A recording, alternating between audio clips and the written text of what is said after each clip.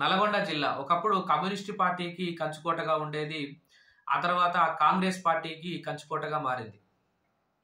ఒక్కసారి మనము నల్గొండ పార్లమెంటు గత ఎన్నికలు మనం పరిశీలించినట్టయితే 2004, 9, 14 మరియు 19 పార్లమెంటు ఎన్నికల్లో వరుసగా 4 సార్లు కూడా కాంగ్రెస్ పార్టీ ఎంపీ స్థానాన్ని గెలుచుకుంటూ వస్తుంది.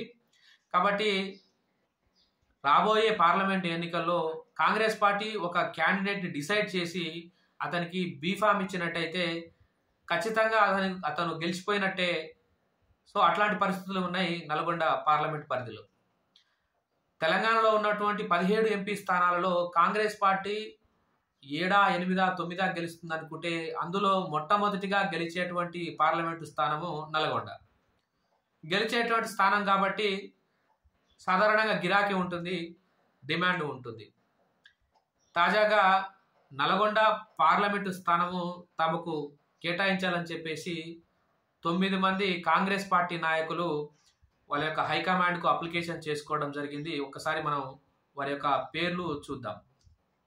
కుందూరు జానారెడ్డి గారి కొడుకు రఘువీర్ రెడ్డి, రామ్ రెడ్డి దామోదర్ రెడ్డి గారి కొడుకు సర్వోత్తమ్ రెడ్డి, పటేల్ రమేష్ రెడ్డి, నల్గొండ టౌన్ ప్రెసిడెంట్ అయినటువంటి గుమ్ముల మోహన్ రెడ్డి, ఆ తర్వాత యలగందుల రాము, వల్లి నారాయణ రెడ్డి, జైపాల్ రెడ్డి, ఎరగాని నాగన్న, పాశం నర్సిరెడ్డి, ఇలాగా 9 మంది రాబోయే ఎన్నికల్లో నల్గొండ పార్లమెంటు స్థానము సీటు తమకు కేటాయించాలని అప్లికేషన్ చేసుకోవడం జరిగింది.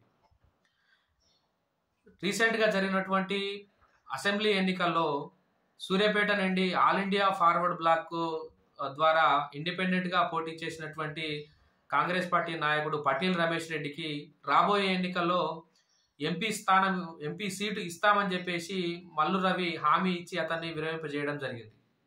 చూడాలి, మాట ఇచ్చిన ప్రకారం కాంగ్రెస్ పార్టీ పటేల్ రమేష్ రెడ్డికి ఇస్తుందా, లేకపోతే వేరే కారణాలతోటి బలమైన నాయకుల యొక్క వాళ్ళ యొక్క ప్రభావితులు అయ్యి ఇతరులకు ఎంపీ సీటు కేటాయిస్తుందా చూడాల్సి ఉంది.